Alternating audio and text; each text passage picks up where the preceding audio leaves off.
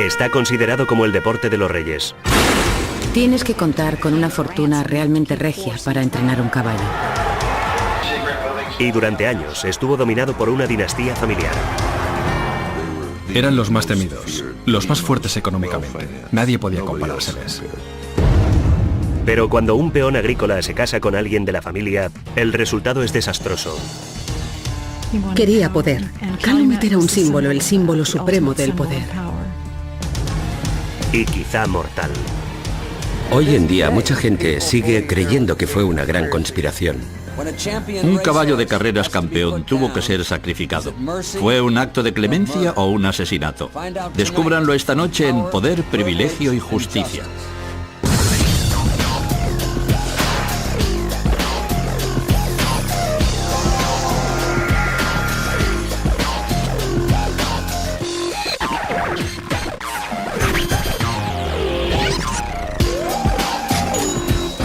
Crímenes imperfectos, ricos y famosos. Desenfrenada ambición.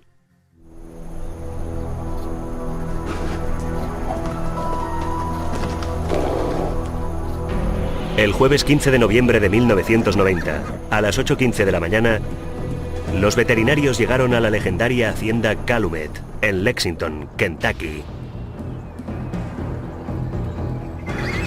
Allí encontraron al pura sangre campeón Alydar derrumbado en su establo, con la pata trasera derecha horriblemente destrozada.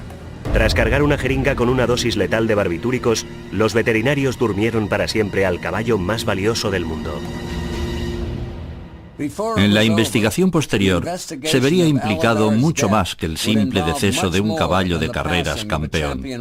Se verían implicados las ambiciosas maquinaciones del hijo de un pobre granjero para abrirse camino en el exclusivo mundo de la rancia aristocracia de Kentucky.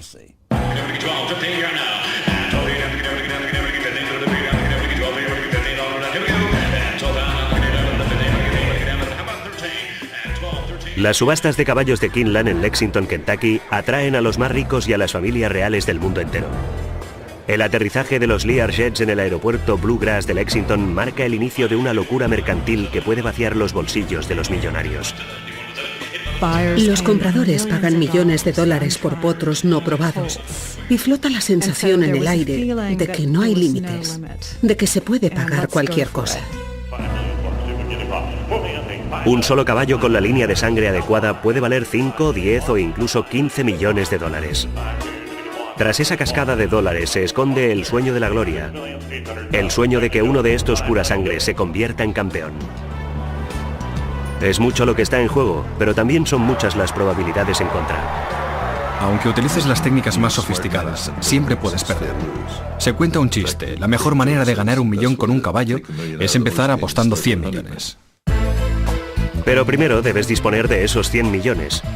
Y entre las lujosas y espectaculares cuadras diseminadas por las colinas alrededor de Keeneland, hay mucha gente que disponen de ellos. Cuando no están criando caballos o montándolos, alzan sus copas de cóctel en el circuito de fiestas de la alta sociedad, que puede rivalizar con los de Palm Beach y los Hamptons. En Lexington se combinan las carreras de caballos con la temporada social, que se extiende desde el primer día en Keeneland en abril hasta el Derby de Kentucky, que se celebra en Louisville. Durante más de 100 años ha sido un mundo de riqueza, elegancia y gloria, reservado para los escasos afortunados que, al igual que sus caballos, nacieron con la línea de sangre adecuada. Era el tipo de mundo con el que un pobre hijo de granjero como J.T. Lundy solo podía imaginar en sueños. Pero J.T. Lundy no se conformaba con soñar. Quería poseerlo y conseguir por todos los medios que ese mundo se arrodillara a sus pies. Creo que Lundy quería algo mejor. Quería entrar en el círculo más exclusivo. Las deslumbrantes empalizadas blancas y los hermosos establos que formaban parte de la legendaria y rancia aristocracia de Lexington. Y en el listón más alto de esta aristocracia estaban las cuadras de purasangres más prósperas del mundo. Calumet Farm. Calumet era la joya de la corona entre los caballos de carreras. Sus caballos habían ganado los premios más importantes, 2 coronas triples y 8 derbis de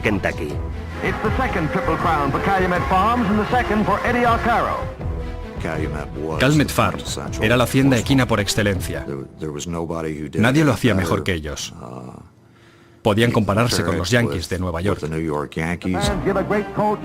Uno de sus caballos, el Citation, fue el primero en generar beneficios de más de $1 millón. La familia Wright, propietaria de las cuadras, controlaba una fortuna de más de $100 millones. Eran los más temidos, los más fuertes económicamente, los de más talento. Todos los miembros de su linaje. Nadie podía comparárseles. Las empalizadas blancas, los verdes prados, los tejados rojos. Los edificios tenían tanta clase que... Y entre la década de 1950 y la de 1980, gran parte de esta clase era debida a la matriarca de la hacienda, Lucille Wright Markey.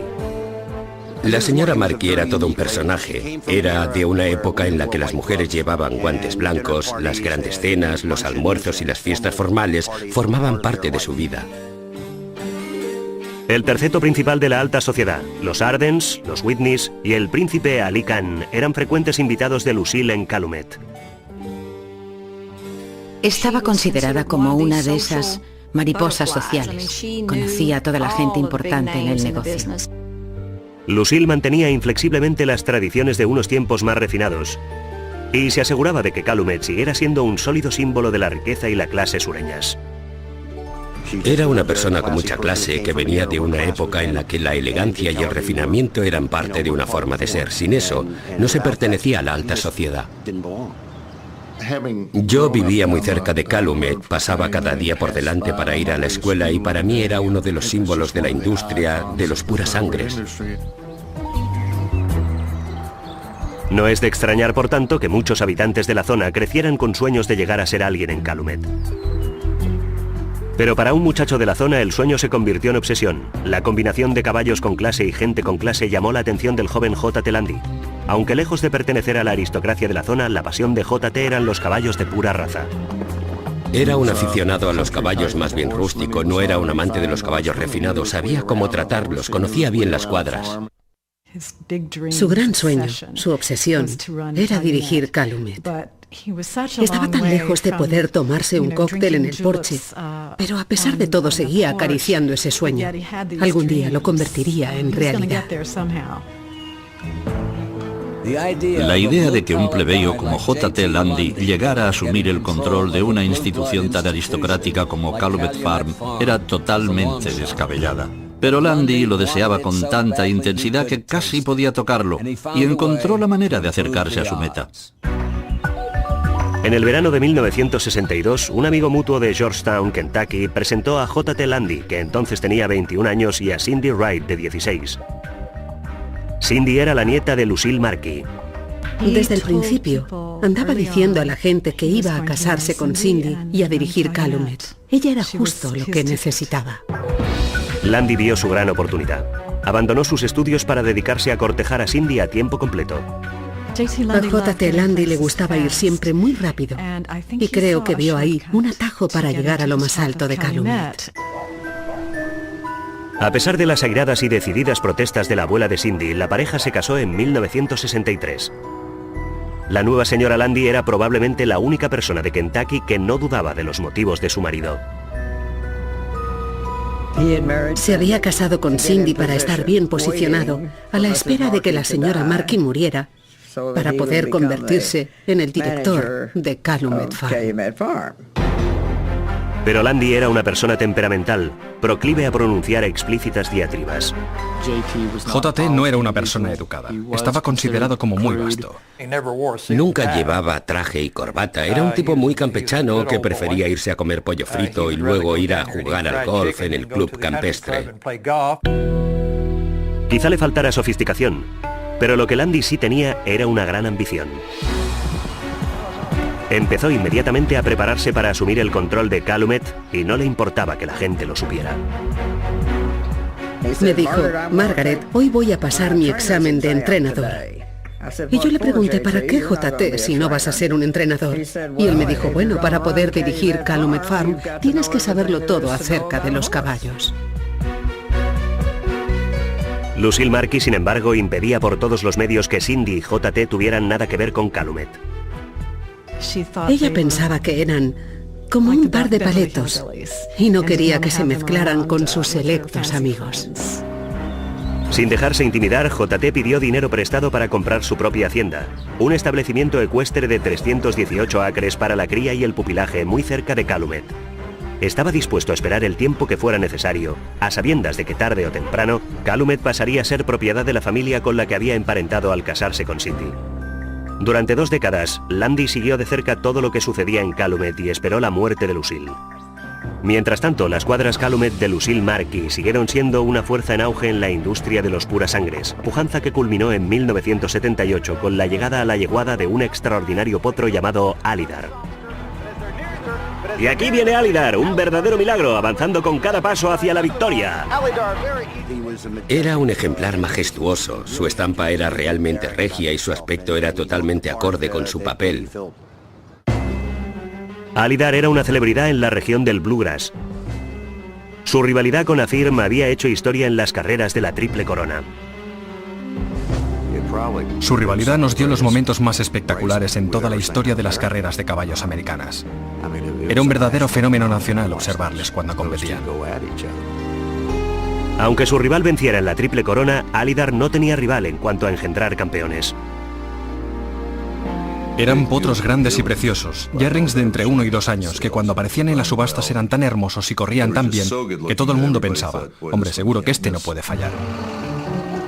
Lucille cobraba $40.000 a los propietarios que querían que sus yeguas pasaran unos minutos en el establo de cría de Alydar.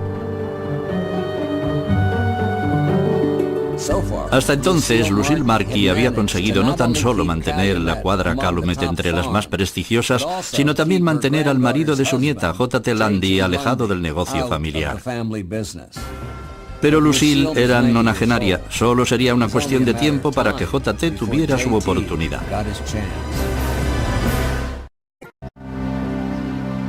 El 24 de julio de 1982, la veterana matriarca de Calumet, Lucille Markey, sucumbió a una neumonía bronquial a la edad de 93 años. Su familia y sus amigos estaban destrozados. J.T. Lundy estaba eufórico. J.T. albergaba un profundo resentimiento contra la abuela de su esposa. Dicen incluso que después del funeral de la señora Markey, él se quedó rezagado para orinar sobre su tumba. Curiosamente, ninguno de los herederos de Lucille Markey quería tener nada que ver con la gestión de las cuadras, y J.T. lo sabía. No le costó demasiado convencer al resto de la familia de que le dejaran tomar las riendas de un negocio valorado en casi $100 millones. Los miembros de la familia Wright no tan solo no sabían nada de caballos, sino que tampoco sabían nada de negocios, de cómo debía dirigirse una empresa. Todos ellos estaban ocupados con sus propios asuntos y no quería que les molestaran con detalles. Casi de inmediato, J.T. inició grandes cambios en el funcionamiento de las cuadras. J.T. se puso al frente de Calumet Farm con bastante resentimiento acumulado. Quería demostrarle a la alta sociedad de Kentucky, de la que estaba excluido, que podía formar parte de ella. Cuando J.T. asumió la dirección de Calumet Farm, yo sabía que iba a arrasar, a poner a todo el mundo en la puerta. No encajábamos con sus planes. Por supuesto quería librarse de nosotros lo antes posible. J.T. también se lanzó a una vorágine de arriesgadas iniciativas. Para mejorar la actividad reproductora de Calumet, J.T. compró y vendió docenas de caballos. Por un solo semental sin probar, pagó $25 millones. Al poco tiempo tenía más de 100 caballos de Calumet compitiendo en numerosos hipódromos de todo el país.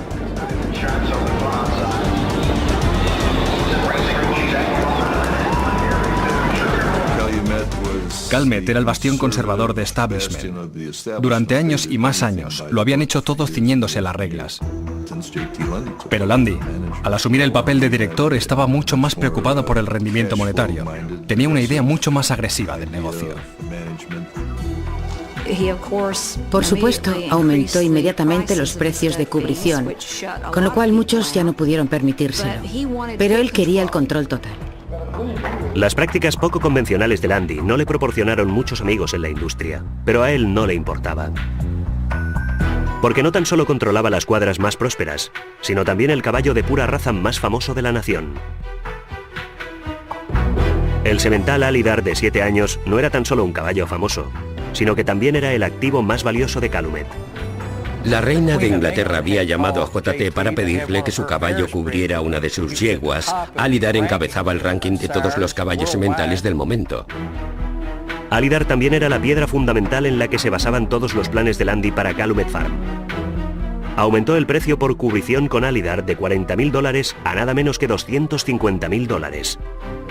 Y por $2,5 millones ofreció derechos de cubrición vitalicios, una práctica muy poco habitual en el mundo de los caballos de pura raza. La venta de derechos de cubricón vitalicios no implica la venta de capital. El comprador, en cambio, dispone de la cubricón de una yegua al año a perpetuidad. Es una buena manera de conseguir liquidez inmediata. Para proteger su inversión, aseguró a Alydar en Lloyd's de Londres y otras compañías de seguros. En total tenía más de $30 millones en pólizas de seguros de vida sobre el caballo. Pólizas que esperaban no necesitar jamás. En 1983, gracias en gran parte a los beneficios generados por Alydar, Landy nadaba en dinero. Pero no le duró demasiado. Inició una ambiciosa campaña de renovación que incluía instalaciones acuáticas de $1 millón. También renovó la mansión de la hacienda. Se gastó una cantidad tremenda de dinero en las reformas, añadiendo nuevos elementos, renovando y amueblando la casa, renovando los establos. En la hacienda se respiraba un ambiente totalmente distinto de cuando todavía era propiedad de la señora Marquis. Landy también hizo instalar unas ornamentadas puertas de hierro forjado de 5 metros en la entrada de Calumet Farm. Cuando Landy instaló esas puertas, era como si quisiera cerrar la finca al mundo exterior. Podía ocurrir que los criadores de caballo dijeran: «Oh, me gustaría venir a ver los sementales», pero si no le apetecía a JT, entonces no podían entrar a verlas. Landy también derrochó dinero en sus propios placeres. Compró un chalet de esquí en Vail, un apartamento en los Cayos de Florida y una casa en las Islas Vírgenes. Compró una flota de aviones, incluido un reactor Westwing para 8 pasajeros, por $2,1 millones. Para hacer realidad un sueño de infancia, JT también gastó más de $100.000 del dinero de Calumet para patrocinar la escudería de coches de carreras Indy de A.J. Foyt. Iba a muchos sitios en avión. Invitaba a mucha gente y se lo pasaba muy bien. Y se fundió muchísimo dinero. Era una cuestión de imagen, de poder. JT podía volar con sus amigos hasta Maine para un picnic con bogavantes, ¿sabes? O viajar a cualquier parte por capricho. A mediados de los años 80, las reservas de efectivo de Calumet se habían evaporado. Utilizando la hacienda y Alydar como garantía, Landy obtuvo créditos de varios bancos de Kentucky. Manejaban tantísimo dinero, todos los bancos les cortejaban. Y JT aceptó las ofertas de los bancos. Siguió gastando y siguió obteniendo préstamos.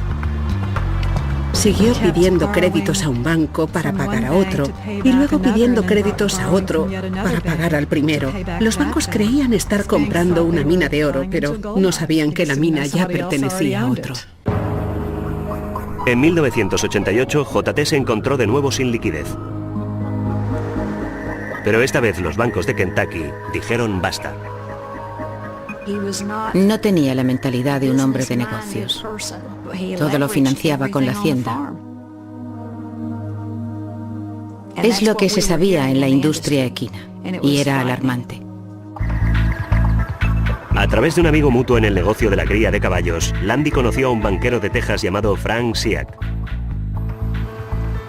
Seac era vicepresidente del First City National Bank de Houston y compartía la pasión de Landy por las carreras de caballos. Se asociaron porque Landy y Calumet representaban obviamente un negocio relacionado con los caballos de carreras. Y Frank Seac controlaba una institución financiera muy importante. Seac prestó $50 millones a Landy. Pero bueno, esperad un momento. ¿Cómo es posible que un tipo que 6 años atrás no tenía ni un centavo haya convencido ahora a un banquero de Texas para que le preste millones de dólares sobre una hacienda que ya está hipotecada hasta el cuello? Aquí estaba pasando algo raro. Después de esta pausa, Lundy adopta medidas desesperadas para salvar Calumet Farm.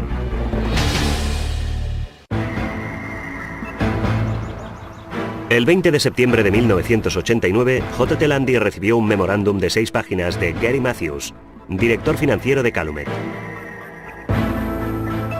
Según Matthews, la hacienda tenía un déficit de 100 millones de dólares y se había atrasado peligrosamente en el pago de créditos y seguros. Durante 7 años, J.T. había disfrutado de un poder y una riqueza que superaban sus sueños más descabellados. Ahora, gracias a su desastrosa gerencia y a su colosal derroche, la próspera Calumet Farm estaba a punto de venirse abajo. Desesperado por encontrar dinero, Lundy recurrió de nuevo a Frank Seag y el First City National Bank de Houston. Aunque ya les debía 50 millones de dólares, Seag prestó a Lundy más millones y reestructuró el pago de la deuda de Calumet. Al parecer, la hacienda podía salvarse. Pero en octubre de 1990, a raíz de una investigación del FBI, Seag dimitió de repente, sospechoso de fraude. Todos los créditos que investigamos en los que Seag había estado involucrado habían acabado mal. La nueva dirección del banco amenazó con ejecutar la deuda de Calumet y solo concedió a Lundy 4 meses para que reuniera 15 millones de dólares de intereses. Para empeorar todavía más las cosas, una de las aseguradoras de Alydar anunció que estaba harta de la morosidad de Lundy y no renovaría la póliza de 5 millones de dólares del caballo. J.T. Lundy estaba contra la pared. Habían acabado con toda su liquidez. Se habían metido ellos mismos en un callejón sin salida y no tenían nada más que vender. El 13 de noviembre de 1990, por la noche, el vigilante nocturno de Calumet realizaba su ronda habitual. Al pasar por detrás de la oficina central de la hacienda, de camino al establo de Alydar, advirtió que un soporte metálico de la puerta del compartimiento de Alydar estaba roto. En su interior le esperaba una alarmante visión. El semental estaba tumbado en el suelo, con la pata trasera derecha mal herida. A los pocos minutos, J.T. Lundy y los veterinarios de Calumet estaban a su lado. Tom Dixon, un tasador de seguros, llegó poco después de las 10 de la noche. Nos encontramos con una herida muy grave, pero allí estábamos delante del mejor semental del mundo pensando, ¿qué podemos hacer para salvar ese caballo? ¿Hasta qué punto es grave su situación? Lundy parecía sinceramente afectado y llamó al doctor Larry Bramlach, el cirujano equino de Lexington famoso en el mundo entero. El señor Lundy estaba obviamente afectado. Le fallaba la voz cuando me llamó por teléfono. Y aunque describió la situación con un pronóstico muy optimista, sus palabras fueron, pero se trata de Alydar y tenemos que intentarlo. Lundy afirmó que Alydar tenía muy mal carácter y coceaba a menudo la puerta de su compartimiento. Dijo que el caballo debía haberse atrapado la pata en la puerta y que se había herido al intentar soltarse. Tenía una fractura y la punta de uno de los huesos salía de la herida. Es una herida grave para las personas, pero doblemente grave para los caballos. El galardonado semental fue sedado y Bramlach aceptó intervenirle quirúrgicamente. En realidad, no tardamos demasiado en terminar la operación. Básicamente insertamos una pequeña placa en la zona de la herida y la fijamos con unos clavos a través del hueso y escayolamos la pierna con fibra de vidrio. Al principio el caballo pareció recuperarse. Estaba plenamente consciente. Todo fue estupendamente, bajó la cabeza y empezó a comer. Todo el mundo se sintió muy aliviado, con la sensación de que se había solucionado otro problema. Tranquilizados, Bramlach y Dixon abandonaron la hacienda. Pero no llegaron muy lejos. El doctor Bramlach ya se había ido, pero solo llegó hasta la puerta de la finca. Allí recibió una llamada telefónica diciendo, «Doctor, regrese enseguida. Alydar tiene un problema». Alydar se había caído otra vez. Había intentado desplazarse dentro del compartimiento y se había caído con la pata escayolada. Y esta vez se había roto la cadera. Con una segunda fractura en la misma pierna no les quedaba otra opción. Esperaban mi aprobación final. Yo estaba allí en representación de las compañías de seguros. Me dijeron, solo tenemos una opción, y yo les dije, hagámoslo. Era obvio que el magnífico campeón Alydar sufría, tumbado en el suelo de su establo. Y finalmente fue sacrificado. Basta con inyectarles una sobredosis de anestesia. Se duermen y mueren. El 15 de noviembre de 1990, Alydar recibió sepultura en una colina que dominaba las blancas empalizadas y ondulante paisaje de Calumet. La noticia de su muerte había conmocionado el mundo de los caballos de pura sangre. La muerte de un semental en la flor de la vida, por ende un semental como este, que moría joven, relativamente joven, conmocionó toda la comunidad de los caballos de carreras. Era un reportaje de alta prioridad. Fue la noticia más destacada de la semana y seguramente de todo aquel año. Pero en la estela de las noticias llegaron los rumores. Desde el primer momento surgieron las sospechas de que las cosas no habían sido como parecía, sino que el caballo había sido sacrificado por el dinero del seguro. Por supuesto, la muerte de Alydar estuvo rodeada de misterio. Creo que fue tal el impacto entre el mundo de los caballos que la gente dijo, ¿pero cómo puede haber pasado algo semejante? Poco después de que la última palada de tierra hubiera caído sobre la tumba de Alydar, Lundy presentó reclamaciones a las compañías de seguros, y los rumores sobre los problemas financieros de Calumet y la desesperación de Lundy empezaron a rodar por las colinas de Kentucky. Después de la pausa, los agentes federales intentan penetrar en el cerrado mundo de los caballos de carreras para descubrir la verdad sobre lo que realmente le sucedió a Alydar. Un mes después de la muerte de Alydar, en el mes de diciembre de 1990, J.T. Lundy había presentado reclamaciones por un total de $30 millones a las compañías de seguros. Un dinero que necesitaba desesperadamente para evitar que los bancos ejecutaran la deuda de Calumet. Aunque parezca increíble, y a pesar de los rumores, la sospechosa coincidencia temporal y la reputación de oportunista de J.T., las compañías de seguros pagaron antes de que pasara un mes.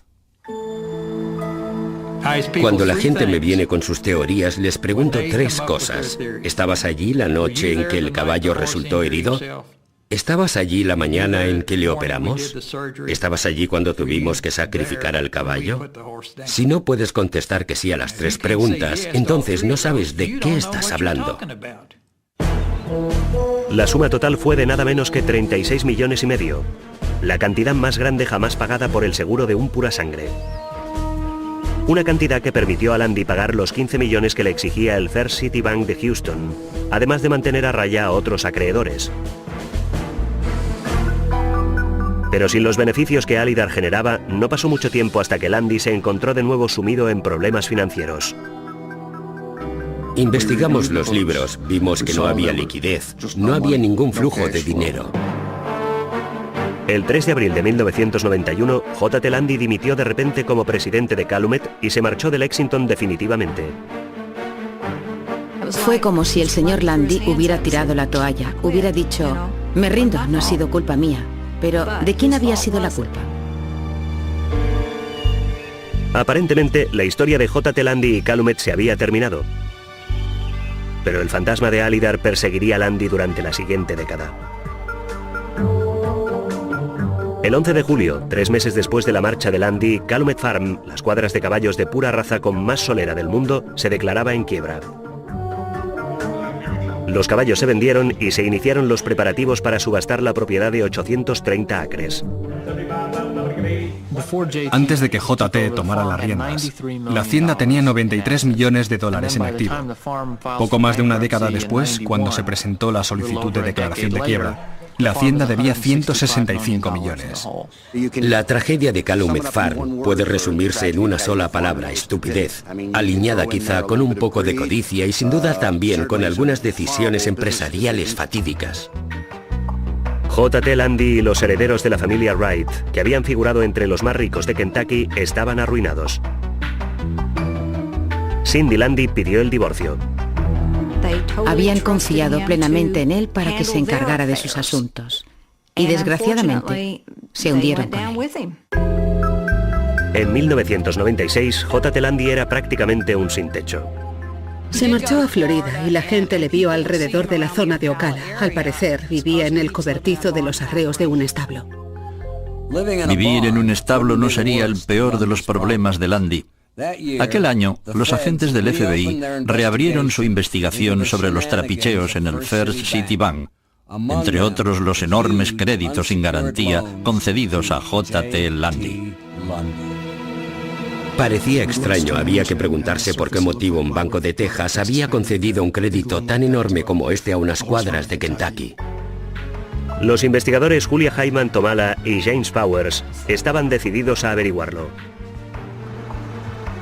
Mientras investigaban los archivos del First City, un nombre aparecía una y otra vez: Alydar. Cuando investigamos la hacienda Calumet Farm, pudimos establecer que había contraído una deuda de $50 millones con CIAC y que la principal garantía de este préstamo era Alydar. No habían devuelto cantidades importantes de esta deuda de 50 millones desde que la habían contraído en 1988. Y luego, en 1991, pagaron una enorme suma, un dinero que resultó proceder del pago de los seguros de vida de Alydar. Cuanto más avanzaban en su investigación, más preguntas surgían. Las pruebas circunstanciales indicaban claramente que el caballo había sufrido heridas intencionadas y la persona que salía más beneficiada era Landy. Finalmente, el FBI parecía haber desenmascarado los manejos de Landy. Seas quien seas, lo último que deseas es que los investigadores federales empiecen a hurgar en tu pasado. Después de esta pausa, cuando parecía estar acorralado por la fiscalía, Landy consigue escapar de nuevo. En el verano de 1997, los investigadores federales viajaron a Lexington en busca de pistas sobre la misteriosa muerte de Alydar. Estaban decididos a demostrar que la muerte de Alydar había sido un acto desesperado, un asesinato. Pero tuvieron una decepción al constatar que no todo el mundo compartía esta opinión.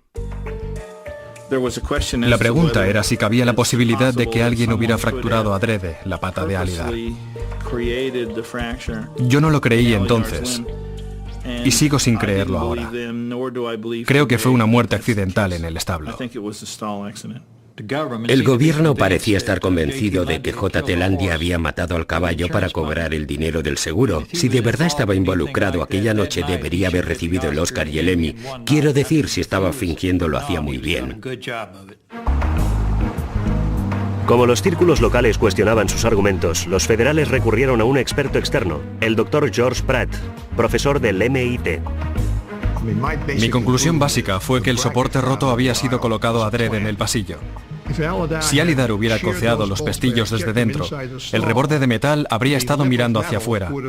Pero en realidad, el reborde de metal estaba mirando más o menos hacia el interior del compartimiento.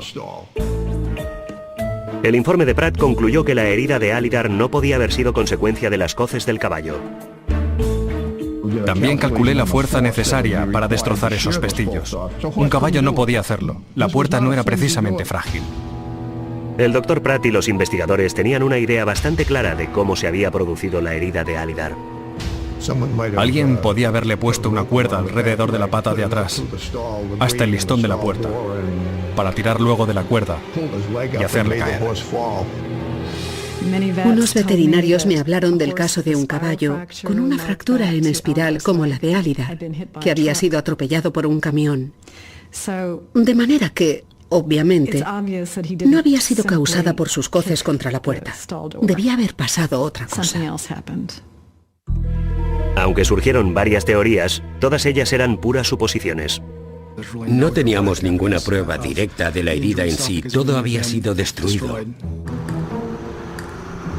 Con pocas cosas más a las que aferrarse, los investigadores se desplazaron de nuevo hasta Kentucky para intentar encontrar a alguien dispuesto a hablar. Finalmente localizaron a Alton Stone, el vigilante nocturno de guardia la noche en que Alydar resultó herido. Estaba trabajando en la construcción de Bardstown, Kentucky. Le dije quién era. Por la cara que puso, por su forma de reaccionar, era evidente que tenía algo que ocultar. Durante el interrogatorio, Stone reveló algunos datos extraños. Descubrimos que aquella noche ni siquiera le tocaba trabajar. Nos pareció muy sospechoso que Alton Stone estuviera allí en lugar de Harold Kipp, el vigilante nocturno habitual. Los agentes también pescaron a Alton en una mentira. Alton insistió muchísimo en que había sido él quien había encontrado a Alydar. El caballo sudaba. Estaba sufriendo. Lo explicaba de una forma tan dramática. Sin embargo, descubrimos más tarde que de hecho Alton no había sido el primero en encontrar a Alydar. Era obvio que Alton Stone no contaba a los investigadores todo lo que sabía. Creo que Alton estaba obsesionado con lo que había sucedido aquella noche. No sé si estaba obsesionado por lo que había visto o si estaba obsesionado por su propia culpabilidad. Los investigadores presionaron a Stone para que les confesara la implicación de Landy, pero Stone mantuvo que no sabía qué había sucedido aquella noche. El señor Stone había sido interrogado sobre los acontecimientos de aquella noche y había contestado con declaraciones contradictorias, es decir, que no podían ser todas ciertas. El señor Stone no solamente hacía declaraciones falsas ante el jurado de acusación, sino que de hecho estaba obstruyendo la investigación que se estaba llevando a cabo. De manera que en enero de 1998 la Fiscalía acusó a Alton Stone de perjurio. Es muy poco habitual que se acuse a alguien de este delito ante un tribunal federal. En realidad, era una estrategia del gobierno para presionar e influenciar al señor Stone. En su proceso por perjurio, Stone se mantuvo firme. Fue declarado culpable y condenado a 5 meses de cárcel. ¿Quién sabe? Quizá Landy había podido presionar a Alton Stone. Pero la acusación no se dio por vencida y los investigadores regresaron a Houston para elaborar un nuevo plan de ataque. En marzo de 1999, un jurado de acusación federal acusó a J.T. Landy de fraude bancario, relacionado con el First City Bank. Cuando el 19 de enero de 2000 empezó la vista contra Landy, en los juzgados federales de Houston, el acusado se sentía tranquilo. La defensa de Landy era muy sencilla. Es decir, mirad, soy un sencillo comerciante de caballos. Y sí, tuve ciertos negocios privados con Frank Fiak, pero no tenían nada que ver con la concesión del crédito. La acusación se esforzó en convertir un asunto complicado en algo sencillo de entender para el jurado. Entre otras cosas, presentaron pruebas de que Fiak había obtenido derechos de cubrición con un semental de Calumet por $1, cuando su precio era de $125.000. Prueba afirmaron de que Fiak aceptaba sobornos para prestar dinero a la hacienda. La Fiscalía presentó también como prueba el memorándum de Gary Matthews de septiembre de 1989. En un lenguaje muy llano, claro y conciso, el señor Matthews sugiere que teniendo en cuenta la posición del señor Fiak en el banco, el señor Landy podía pensar en la posibilidad de sobornarle. La defensa contraatacó con un argumento bastante peregrino. Adujo que el señor Landy no tenía suficientes luces para perpetrar fraudes y sobornos. La estrategia de la defensa de Landy era, mira, Frank Fiak nos ha engañado. J.T. Landy es un buen hombre con buenas intenciones. También creo que es más tonto que un zapato. Confiando en ser declarado inocente, J.T. Landy no subió al estrado. Pero cuando el jurado se retiró el 7 de noviembre de 2000, no tardó ni 2 horas en alcanzar un veredicto de culpable. La encarnizada persecución del FBI había rendido sus frutos. Al parecer, J.T. Landy iba camino a la cárcel, pero convicto de fraude, no por matar al caballo campeón.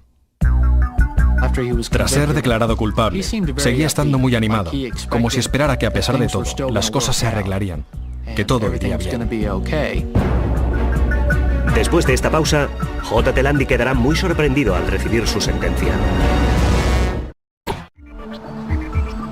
En un juzgado federal, J.T. Landy esperaba la sentencia del juez tras ser declarado culpable de fraude bancario, soborno y conspiración.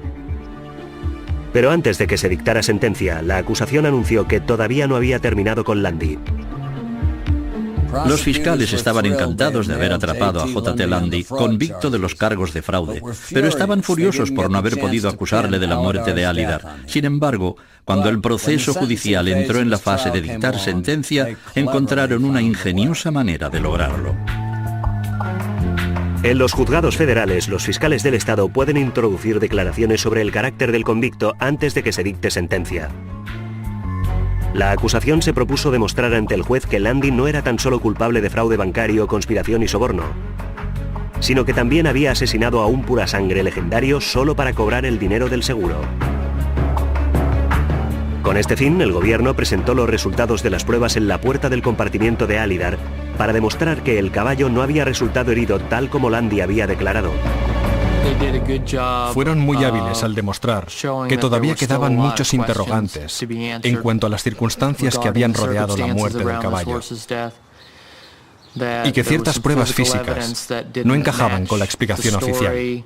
Querían matarle para cobrar el dinero del seguro. Eran 36,5 millones pagados a tocateja. Es un caso circunstancial, sin duda. Pero tal como expusimos ante el juez, era muy convincente. Ante la ley, las pruebas circunstanciales son tan válidas, por lo menos como las pruebas directas. La acusación confiaba en que al presentarlo como un desalmado asesino, Lundy recibiría una condena más larga por el fraude. El juez, sin embargo, dijo que la acusación no había presentado pruebas suficientes. Su conclusión fue que las circunstancias eran muy sospechosas, que concurrían en el caso móvil y oportunidad. Su declaración pública en el tribunal fue que las circunstancias que rodearon la muerte del caballo eran sumamente sospechosas, pero que no estaba suficientemente convencido de que el señor Lundy fuera responsable de la herida del caballo. Los fiscales se derrumbaron. Al parecer, Lundy había salido de rositas. Pero entonces vino la conmocionante sentencia. El juez condenó a Lundy a 4 años en una penitenciaría federal, el doble que Gary Matthews, antiguo administrador financiero de Calumet, convicto junto con Lundy de los mismos cargos. J.T. quedó anonadado por la sentencia. Estaba conmocionado. De repente, cuando llegó el momento de escuchar la sentencia, las cosas ya no iban bien. Hoy en día, J.T. Lundy vive muy lejos de los palaciegos terrenos de Calumet Farm. Reside ahora en una institución penitenciaria federal de Pensacola, Florida. Como el delito de fraude al seguro prescribe a los 10 años, es muy poco probable que se le acuse de nuevo por este motivo. La muerte de Alydar seguirá siendo un misterio. Este caso ha sido investigado tan minuciosamente como cualquier asesinato de un ser humano. Era tan importante, tan necesario intentar descubrir la verdad. Pero no sé si alguien conseguirá saberla algún día. Mientras exista Lexington, mientras exista una hacienda como Calumet Farm, habrá gente convencida de que Lundy mató al caballo para cobrar el seguro, y cuando Tom Dixon muera, en su obituario pondrá: Tom Dixon, el tasador en el sospechoso caso de la muerte de Alydar, ha fallecido hoy a causa de bla bla bla. Estoy seguro de que será el primer párrafo de mi obituario. J.T. Lundy había apostado fuerte. Su codicia estuvo a punto de acabar con las cuadras de caballos de carreras más famosas del mundo y quizá mató a una de sus estrellas más adoradas. Merece estar donde está ahora, pudriéndose en una cárcel federal. Dominic Dunne para el Canal Judicial.